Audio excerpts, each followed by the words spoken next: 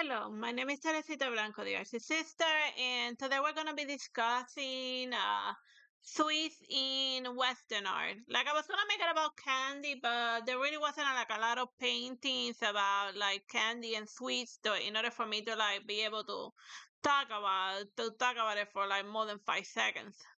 So basically, like candy started becoming like more commonplace in Europe around like the 1600s, and this was due to the fact that the Europeans they discovered a new world, and then they started mass producing sugarcane in order to get like the sugar in order to make all of the fancy sweets and cakes and gelatins.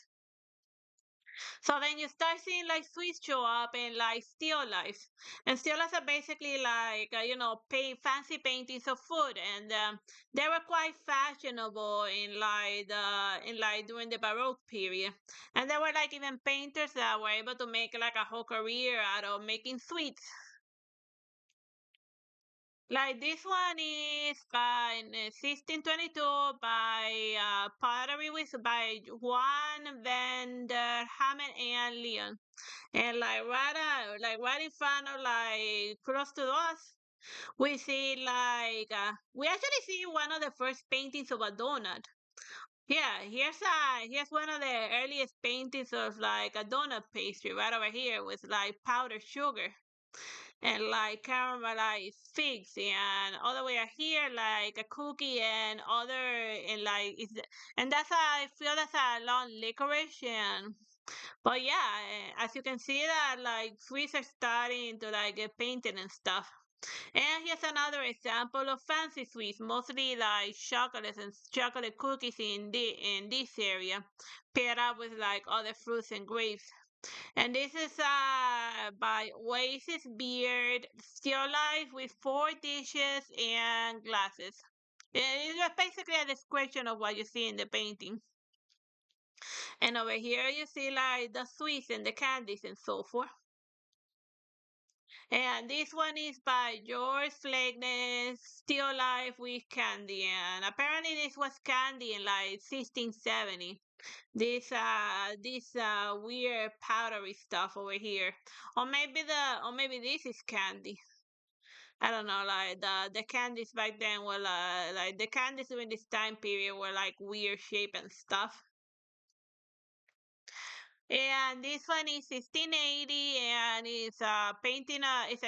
By Godfrey Schwankle, and it's a young girl eating sweets, and or mostly just sticking right into like the bowl of sugar, which was if you can't make candy, just dig right into the sugar stuff, which is adorably hilarious. Like the paintings featuring sweets or sugar or candy kind of like dropped off for like a couple of centuries until they started to make a comeback close to like the modern days. And this one is 1872 by John S. Francis, and it's called Desserts. And it's basically a dessert with berries over here, and then at the top you got like these fruit roll-ups of like with I feel that I think that looks like caramel, like a caramel roll and like a little piece of cake up there, combining sugar and sweet breads.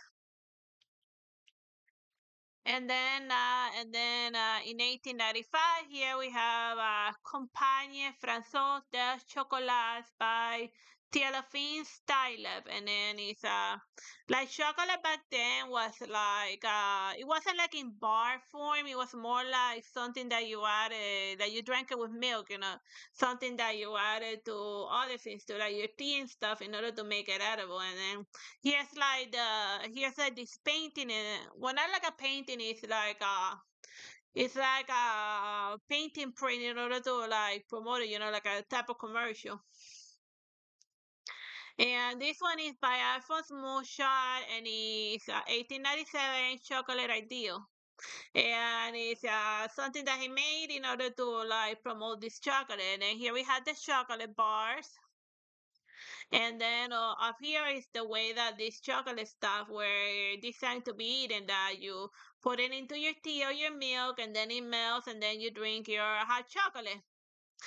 And then like they shouldn't give me some hot chocolate. So then it's one of the ending commercials of selling chocolate and sweets more specifically to like children. And it's like in modern times, like after like the industrial revolution, children stopped being treated like miniature adults and they were like allowed to be kids. And that was mostly as a response of like all of the kids that were losing limbs, eyes, and faces in like the factory, which led to the creation of like the child protection laws that forbade child labor and all of that stuff. And this one is 1912, The Cake City by Van Beeling. And then, it's fancy cake city, just as it looks. And this one is 1938, A Man with a Straw Hat and an Ice Cream by Pablo Picasso. So now ice cream finally has made it into like the modern art painting. And I mostly just wanted to show you this painting because like it's a bit nightmare feel with like the guy eating like an ice cream cone. Like those are Montara's drawing from Jojo's Bizarre Adventure. Or you should say that Montara was doing a Picasso. And this one is 1940, Melting Ice Cream by Norman Rockwell. A kid with ice cream. Very common, a very typical like summer picture. Just kid with ice creams in a sea of parasols. So it's a hilarious painting. And this one is 1963, Wayne Theobald and his various cakes. Yeah, like but right about like but as you can see, like the Swiss themselves, like at least as far as like a subject matter for painters, it wasn't like oftenly it wasn't a subject that they particularly like found painting worthy. At least until like at least it had to be at least it took all the way out to the 60s for like paintings of sweets and cakes and desserts to be like a more of a popular subject matter. And again, because sweets and cakes is tied to mostly like pop art, and artists for the most part they shun away from everything that was considered too popular, because artists even as far back then they were like, we don't do popular stuff, we do high art and all of that, just cakes and dessert was just too fancy artsy for them.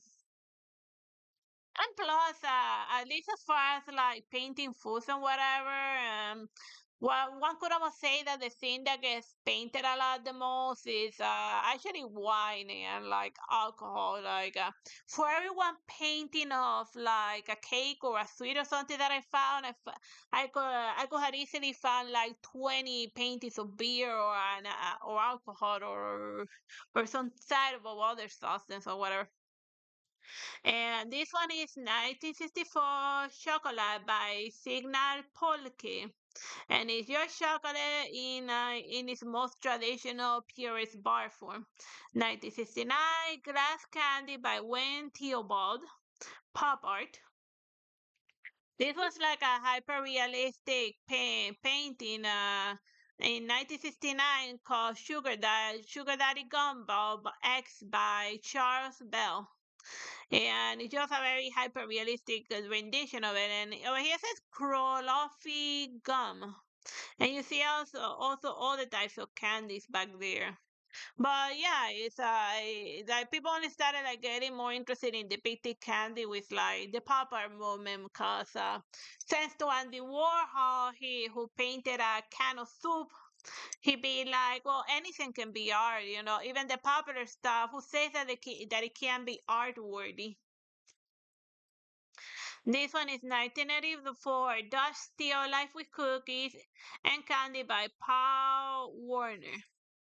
And yeah, like in the all the way at the bottom, you see like some little cookies and some little chocolates here and there, and like I think that's an M&M's here.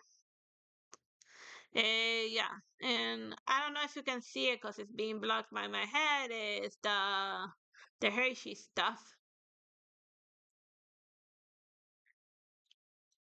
and this one is 1995 by Jess Cooks from the United States, and that's this painting is just called Cake, and it's a very nice hyper-realistic painting of a cake. Could really go for some cake. I recently ran out of cake, and I could really use more cake. Huh.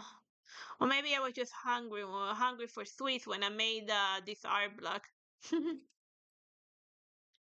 This one is the year 2000 and it's Margaret Morrison and it's called Larger Than Life. And then over here we see like two paintings of her.